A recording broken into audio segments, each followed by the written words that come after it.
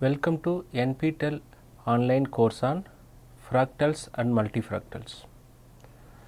So, in the last class we have discussed how to obtain the fractal dimension of Sierpinski triangle, Van Koch curve and Cantor set by using the box counting theorem. And also, instead of covering the boxes of random sizes, that means epsilon greater than 0 is arbitrary, we have taken some nice sequence like the geometric sequence. If the box radius follows the geometric series, then we can find the box counting dimension, which is equivalent definition of finding the box counting dimension with the arbitrary epsilon. Basically, this box counting dimension rely on the covering of the given set by the open cover. From the open cover we can find the closures, then we can find the closed covers. Now the question is, you can take one metric space X, taken one set A, from the space if you are varying different metrics, we can get the different covering for the set A, given set A. Whether this covering will affect the box counting dimension. That means, if you have one set A in the space X, with respect to two different metric, if you are finding the box counting dimension, what it affects, whether it will be same or not same, this is the question. Let us discuss one by one. Now, I can take the real numbers or with the Euclidean matrix modulus is defined as modulus of x minus y for all x comma y belongs to R. We denote the Euclidean metric as dE. So, this is, we can call it as dE as equivalent to modulus of two elements x minus y, and dd denote the discrete matrix. It is defined as, if both elements are equal, it will give the value 0. If both the elements are not equal, distinct element, it will give the value 1 for all x y belongs to R. Now, we can take one set A in R, the subset of R, any non-empty compact set we can take, not a random set, non-empty compact set we can take, and find the box counting dimension of A with respect to the Euclidean metric. Also, we can find the box counting dimension of A with respect to the discrete matrix. Maybe I can take A equal to closed interval 0 comma 1 in the real plane, in the real line, consider closed interval 0 comma 1. Now, you can consider this 0 comma 1 as a subset of R with respect to the Euclidean metric dE. Then what is the cover of A? The A is the closed interval 0 comma 1, as already we discussed, it has the many cover. If you are taking minus 1 comma n comma 1 plus 1 by n, if you are taking this open cover, that means union of I equal to 1 to n, 1 to n equal to 1 to infinity minus 1 by n over 1 plus 1 by n is contains the closed interval 0 comma 1. Therefore, it will forms the cover. This is the compact set, this is the finite subcover. Say for example, if you are taking the 1, one can get minus 1 and 2. Simply this will cover. Then take the closure of this set, one can get minus 1 comma 2. Then this set is contained in minus 1 comma 2. This is the finite subcover of this open cover. Then this is the closed cover for 0 comma 1. Now, how are we covering this one? If you are taking here the radius of this ball is 2 minus 1, this is the 3, the radius of this ball is 3. Suppose you are taking any point here, take the radius, maybe this is 1 by 2 we can take the epsilon equal to 1, then one can get here minus 1 by 2 to 1, if you are taking epsilon as 1, we need to center as 1 by 2, then the ball of center x radius epsilon is defined as set of all y belongs to R such that the distance between x and y must be less than or equal to epsilon. Here take center as 1 by 2 and the radius is 1. Then if you want to find the closed ball generated by this radius and this one, you just add epsilon with this one can get 3 by 2 this side, and here one can get minus 1 by 2 this side. That means this is x plus epsilon, this is x minus epsilon. Then this ball contains the closed interval 0, 1. So instead of x equal to 1 by 2, if you take 1 by 4, then 1 by 2 plus 1 by 4, one can get 3 by 4, the minus one can get 1 by 4, this closed ball. This is not contained in it, like that one can find the different ball with the different radius. That means the radius is less, the number of boxes required to cover the interval 0, 1 will increase. That means the number of boxes of radius box epsilon is needed to cover the closed interval 0, 1 is indirectly proportional to the 1 by epsilon. So here we can use the box counting dimension to obtain the dimension of 0, 1, closed interval 0, 1, that we already obtained the box counting dimension of the closed interval 0, 1 with respect to the Manhattan metric we obtained, but with respect to the Euclidean metric one can get it as a 1. Since the number of boxes, if you are taking epsilon equal to 1 by 2, the minimum number of boxes required to cover closed interval 0, 1 is 2. Take the ln 2 by ln 1 by 2, therefore one can get ln of 1 over 1 by 2, it is equal to 2. So ln 2 by ln 2, which is equal to 1. So we can get the box counting dimension of closed interval 0, 1 with respect to the Euclidean distance is 1. Now we can consider discrete metric. Suppose I am taking this epsilon is less than 1, then the distance between x and y less than epsilon, such a y if you are collected, it is nothing but the singleton x you will get. That means the ball of center x with the closed ball of center x and radius epsilon with respect to the discrete metric, if you are finding, you can get the singleton set x. So if you want to cover the closed interval 0, 1 with the epsilon less than 1, you need the infinite number of boxes to require to cover the closed interval 0, 1. That means the number of boxes needed to cover the closed interval 0, 1 with the epsilon less than 1 is infinity. Then if you are finding the ln n of a comma epsilon over ln of 1 over epsilon, which is equal to ln infinity is infinity. Now we obtained the box counting dimension of closed interval 0, 1. This is explained here.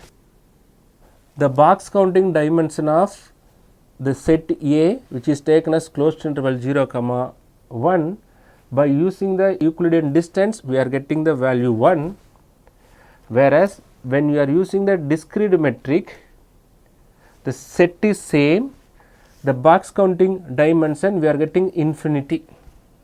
So, the box counting dimension of the set A with respect to the Euclidean matrix with respect to the discrete matrix is not equal.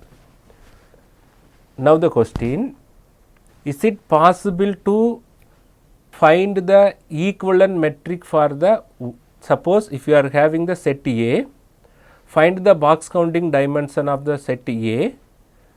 Now, is it possible to find the similar or equivalent metric such that in the equivalent metric the dimension of the A should be equal? Yes, it is possible. Now, the invariance of the fractal dimension. This theorem gives the answer for the question.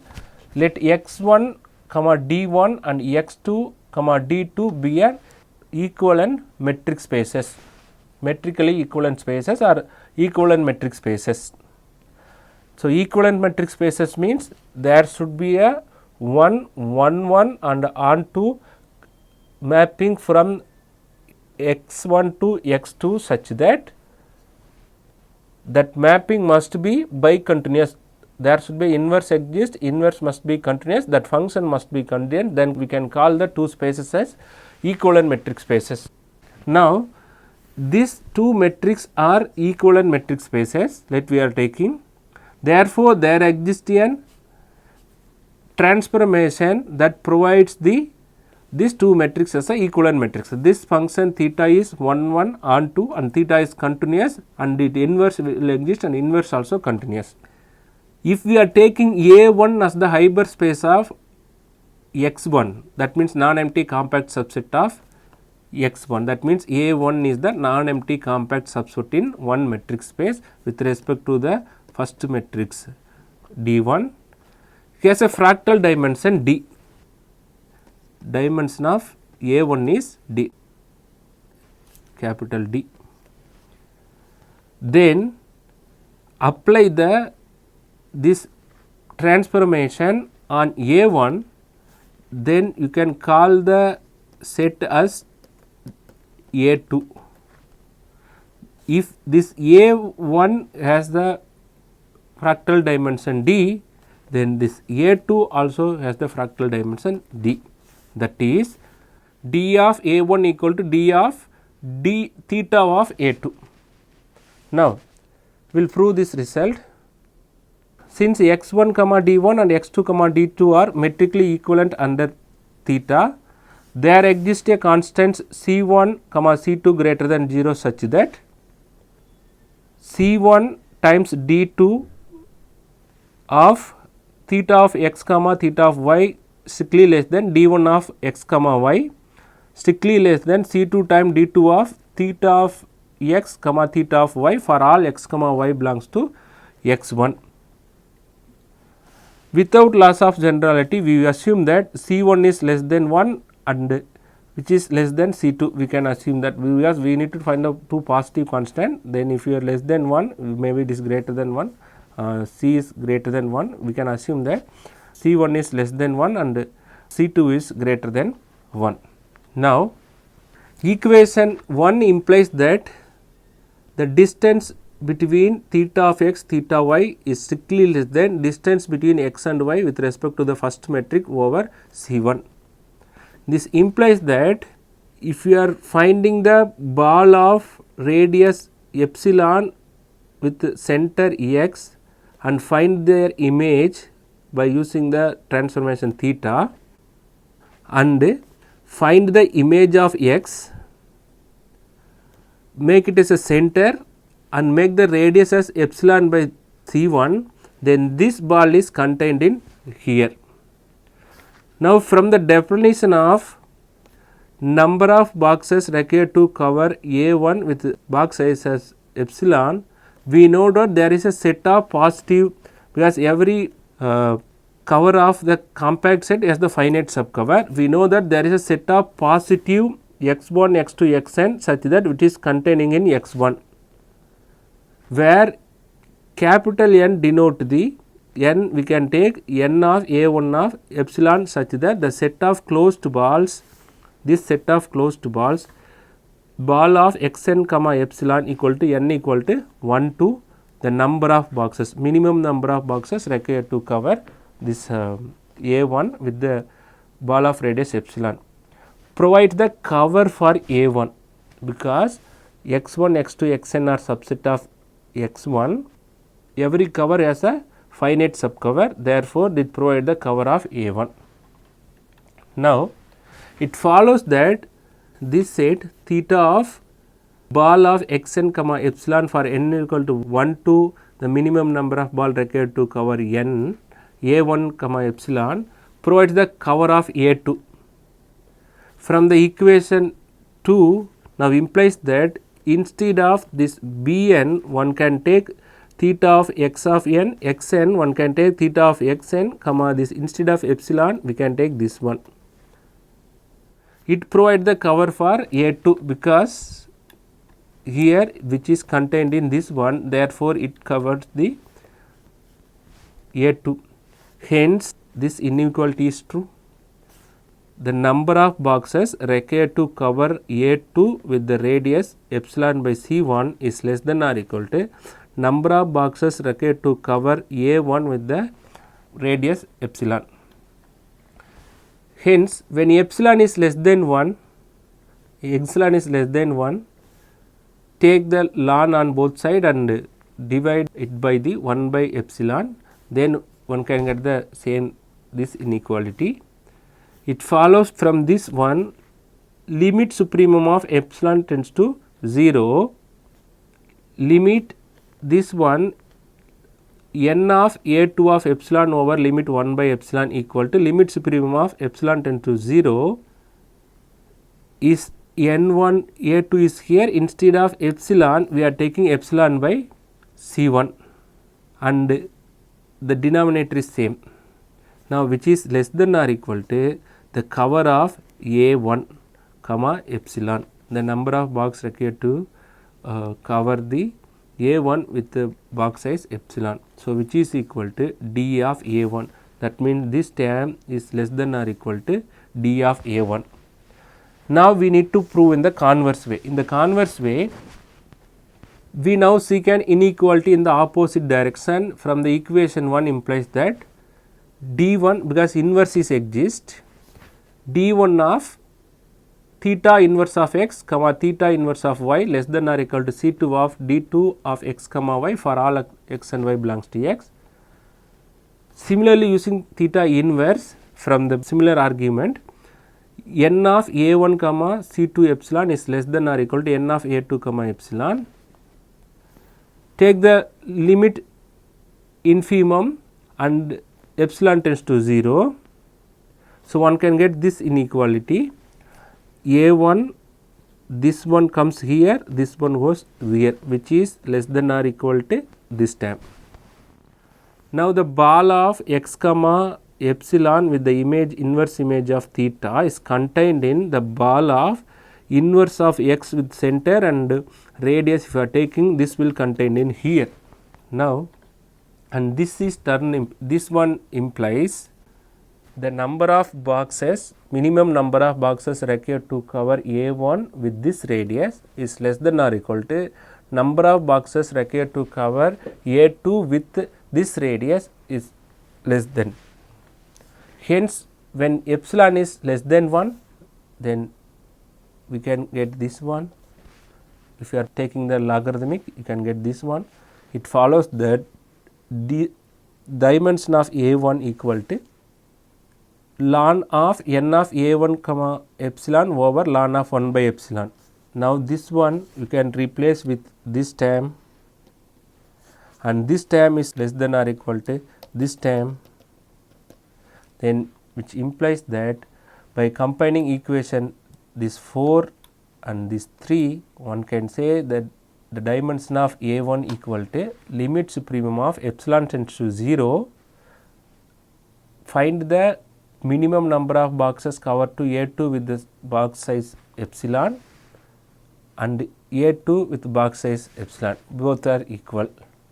From this one can conclude this is nothing but D of A2 limit infimum, this is limit supremum. Therefore, this limit will convergence to a2 comma epsilon over 1 by epsilon convergence to this one, which is equal to this one.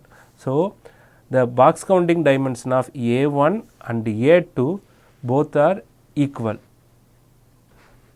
The box counting dimension of a1 and this is 1 not 2. The distance, the box counting dimension of a1 equals the box counting moment theta of a1. That means box counting dimension of d of a1 equals a box counting dimension of d of a2. Now, let us discuss one example. So, if we are taking metrically two equivalent metric space in which if you are finding a set, then their box counting dimension is still equal. Let A be a compact non-empty subset of R power 2. Suppose that A has a fractal dimension D1 when evaluated using the equivalent metric space. That means we have to find the cover by the equivalent metric space and fractal dimension of D2 when evaluating using the Manhattan metric, because we are finding the covers, then minimum covers, then taking the ratio of log of number of boxes versus the sizes of the boxes. So, the cover plays the role. First one we are finding the using the equivalent metric, and second, so for the same set we are using the box counting dimension by using the Manhattan metric. We need to show that the D1 equal to D2, that means the D1 equal to D2. That means in R power 2, this Manhattan metric and the Euclidean metric both are equivalent metric.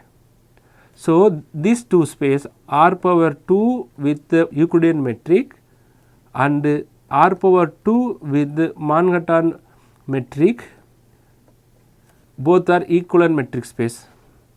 Now, therefore, distance between any two element with respect to the Euclidean metric is here it multiplied with 1, here root 2, then the Manhattan metric is in between. Therefore, if you are finding the ball with radius x and epsilon contained in box of box, we are finding with respect to the Manhattan metric center x epsilon, the same epsilon, then find the box by using the Euclidean metric center x radius root 2 times epsilon. If you are finding the minimum, this is less the number of boxes, if this box is contained here, this box is contained here, while finding the number of boxes, this will be the larger, because whenever epsilon is lesser, number of boxes will get higher. Therefore, number of boxes required to cover A by using this center and radius is lesser than the finding the number of box minimum number of boxes required to cover A by using these two epsilons with these two metrics.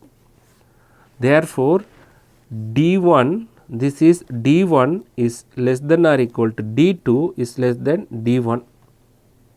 This is D1, that means you are taking the limit, they are finding a limit, ln of n of E a comma epsilon over ln of 1 over epsilon. If you are finding for here and here, these two terms are equal. Here if you are getting the middle, then obviously there is a, this is also positive number, so one can get this result, the box counting dimension D1 of A equal to D2 of A.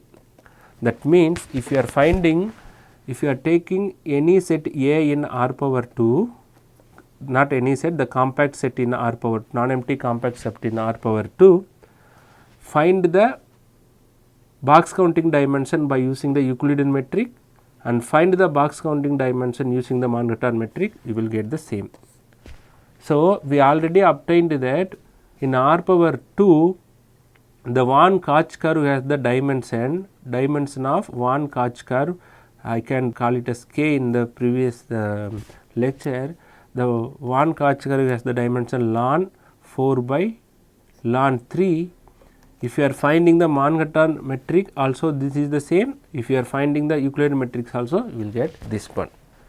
So, it concludes that if you are taking an object in the metric space, if you are finding x with respect to two metrics are equivalent metric space, if you are finding the box counting dimension of A with respect to the equivalent metric spaces, then the box counting dimension of the object is same in two metric spaces. Thank you. One can refer this book for the more rigorous proofs. Thanks.